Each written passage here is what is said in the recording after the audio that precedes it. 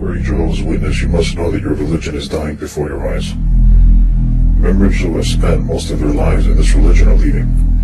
In cities across America, fewer and fewer Jehovah's Witnesses can be found peddling their magazines. Why? There are numerous reasons. Among them is the internet. Does this mean that the internet is controlled by Satan? No. What it means is that accurate information about the Watchtower Society is easier to find than before. If you study the Watchtower statistics, you will find that their best years were those before internet access became popular. As more Jehovah's Witnesses like yourself start using the web, more will leave. This will become more evident in third world countries where Jehovah's Witnesses are just starting to take advantage of high-speed connections. If you're a Jehovah's Witness, take a look at your congregation. How many teenagers do you see? 10? Maybe 15? Now let me ask you something. How many are under 18 years of age? If any of them are under 18, I can promise you that they will leave the organization when they become legal adults.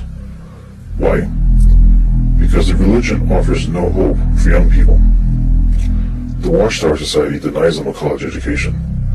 It takes away the enjoyment of sports and music in high school and destroys their hopes of having a profitable career. As it is, many Jehovah's Witness families fall apart under the pressure of living in two worlds. The apocalyptic one of the Watchtower Society and the real world, where you can't blame everything on the devil.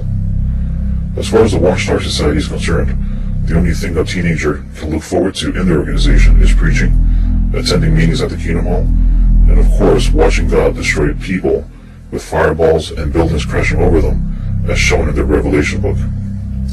I know this from experience because I was a Jehovah's Witness at one time.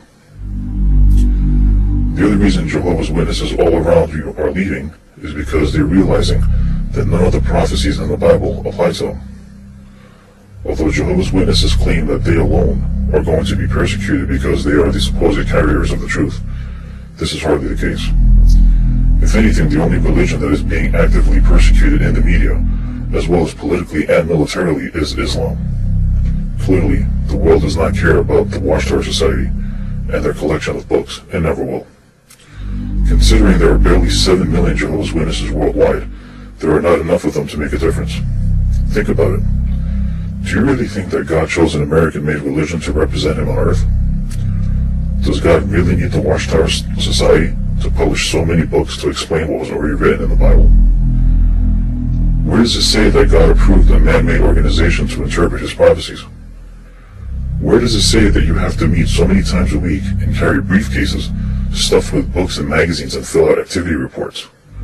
Why not just read directly from the Bible? Considering that you claim to be the only true religion, it's amazing how much help you need to get your message across. The Watchtower has also proven that it is no better than the Catholic Church at dealing with child abuse within its ranks. Many Jehovah's Witnesses are becoming aware of websites like silentlambs.org and learning what the Watchtower Society is hiding from them.